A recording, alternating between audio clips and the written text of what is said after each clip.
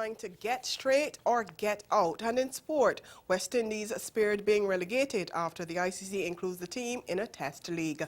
I'm Dawn Paris and this is the Caribbean in 10 for Friday, October 13th.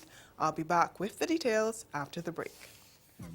Grow your business or promote your event through the services offered by the Caribbean Media Corporation and CaribVision. Our distribution provides a platform on cable, terrestrial television, and websites. We cover carnivals and events from across the region. We can bring your event live and alive to the world. For music makers, program producers, businesses, we can expand your reach to in excess of 2 million households daily. Our other services include news updates to enhance your media products, studio space for program and development. We can facilitate the launch of new products and services and training.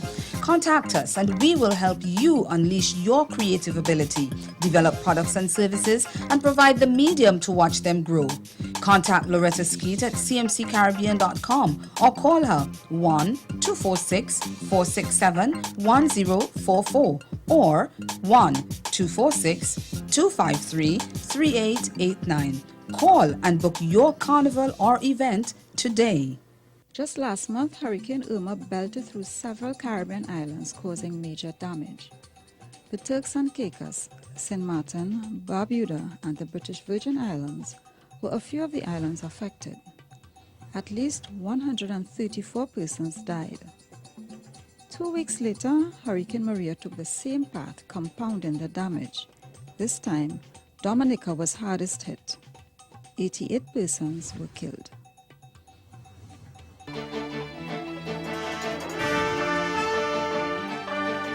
Illegal immigrants in the Bahamas have until the end of the year to get regularized or leave the country.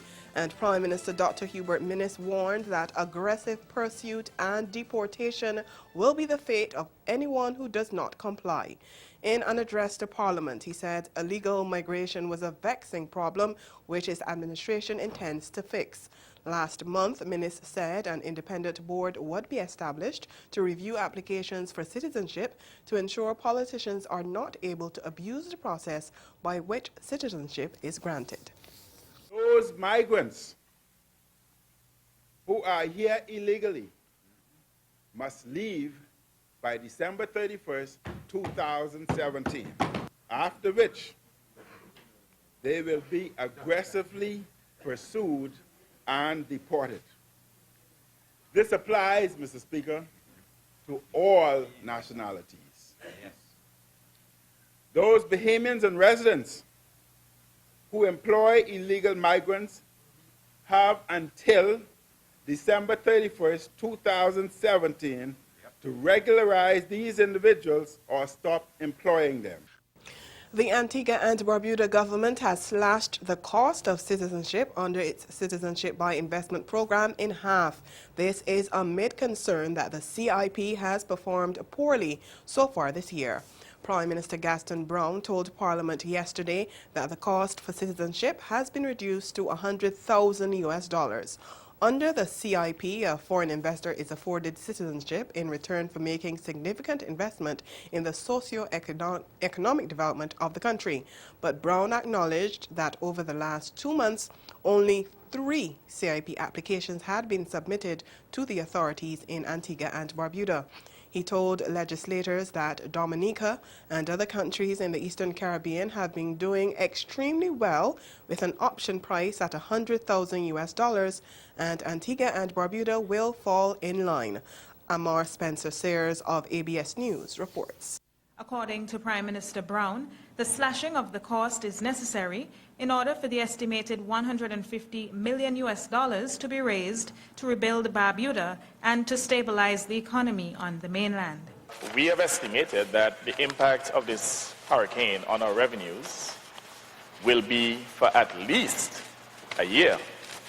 Now, what we're seeking to do, Mr. Speaker, is to try and stabilize the country's economy as soon as possible. We have to think creatively. We have to put mechanisms in place now, not only to raise funds to restore Barbuda, but we also have to raise funds immediately to stabilize the country's economy. However, the real estate option will remain at $400,000, and the business investment aspect of the CIP will remain at $1.5 million. Prime Minister Brown notes that the changes to the CIP law will be brought to Parliament in a couple of weeks. Meanwhile, the leader of the main opposition United Progressive Party, Harold Lovell, is calling on the government to halt and rebrand the CIP. The Trinidad and Tobago Chamber of Industry and Commerce isn't very impressed with a recent warning from the labor movement that there will be riots in the Twin Island Republic over the measures contained in the budget. In fact, it says that at a time when the country is grappling with challenging economic conditions, that kind of rhetoric incites citizens to mobilize in mass protests, and it could only be described as reckless. The chamber warned that it could cause fallout that would only intensify already trying times, and it said that instead of calls for disruptive activity, there needs to be a commitment to tripartite discussions to work through issues of national importance. The chamber said that approach must be undertaken with all key stakeholders on board, including the government, the business community, and the labor movement. Anything less, it said, would be counterproductive to securing a better future for all who live and work in Trinidad and Tobago. Stay with us, your Midday Sport is next.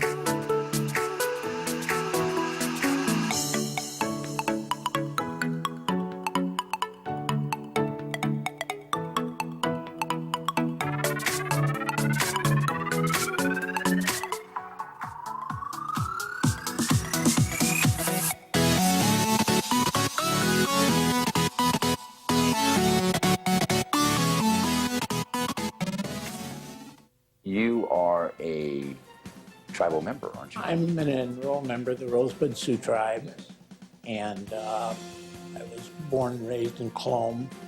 I first started practicing at what is called South Dakota Legal Services. I practiced there for a few years. Then I went into private practice on the reservation at Mission. Right. I became a United States Attorney.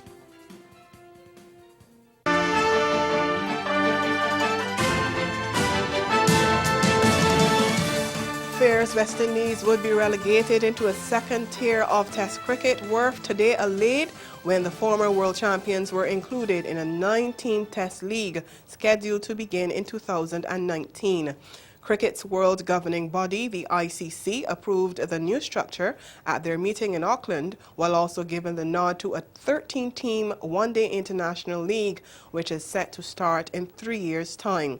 The 9 nations comprising the Test League will be Australia, Bangladesh, England, India, New Zealand, Pakistan, South Africa, Sri Lanka, and the West Indies. With West Indies languishing 8th in the ICC rankings, there were fears the Caribbean side would be pushed into a second tier comprising the likes of Bangladesh, Zimbabwe, Afghanistan, and Ireland.